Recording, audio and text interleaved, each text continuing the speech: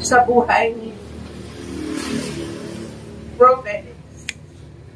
Si Bro Felix po ay more than a brother to us. Dahil siya po ay kinakapatid po namin sa Binyan. So para po siyang kuya sa amin since malilit kami. Wala kaming naging problema na hindi siya ang tinatawag. Kung may problema sa bahay, kabagis, ganito, kabagis, gano'n. Laging siya ang takbuhan namin. Kaya hindi lang siya as a brother in the church, hindi lang siya isang kapitbahay, hindi lang siya isang tao dyan sa kabila, pero siya ay more than a brother to us. Dahil lagi siya sa bahay, kung may ginagawa sa bahay, may okasyon o whatever na happening sa bahay, andun siya palagi. Para siyang napaka-special na tao dahil parang hindi mangyayari yung happenings nyo without him. Lagi mo siyang naaalala, o si Kabagis, ba't hindi nyo tawagin? Yung mga kapatid ko, pag tumarating sila pang Manila, o si Kabagis, tawagin nyo. So, si Bro Felix ay parang isa sa parte ng pamilya namin, isa sa mga nakakatandang kapatid namin. Dahil kung may problema nga siya, ang tagapayo. Kung minsan, kung may gulo-gulo sa bahay na hindi naman po maiwasan yung mga nagsasagutan, mga gano'n. Siya po yung referee na huwag ganyan, Kabagis, huwag ganyan, Kabagis. So, nung sinabi nila na paisa-isa na lang hininga niya that morning, kasi hindi naman namin nalaman that night, pinaumagahan nila. So, pumunta po kami. So, I don't expect na gano'n na kalala.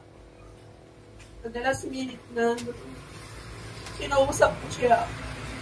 At yun po ang nagbibigay ng comfort sa akin. Nung tinanong ko siya na Kabagis, tinanggap mo na ba ang Panginoon sa kanya? When Kabagis, sabi niya gano'n. Yun lang po yung comfort na nagtanggal. Sobrang sakit na makita mo siya. Na kita mo talaga na alam nyo naman po, ang bago malagutan, balisa.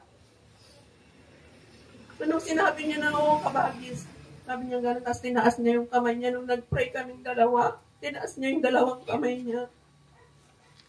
And he make sure to me na tinanggap na nga niya ang Panginoon bilang kanyang tagapagligtas. At yun lamang po ang nag-iwan ng comfort sa akin na iwanan siya that time dahil pupunta ako ng palengke. Iniwanan ko na siya. Then nalaman ko na lang na nasa bayan na ako. Umalis na nga po siya at nauna na. Yun lang po ang masarap sa pakiramdam. Na alam mo, na pagdating ng panahon, makakasama mo pa yung tinuturing mong kapatid. Tinuturing mong kuya. Though, sabi nga po ng marami, masakit.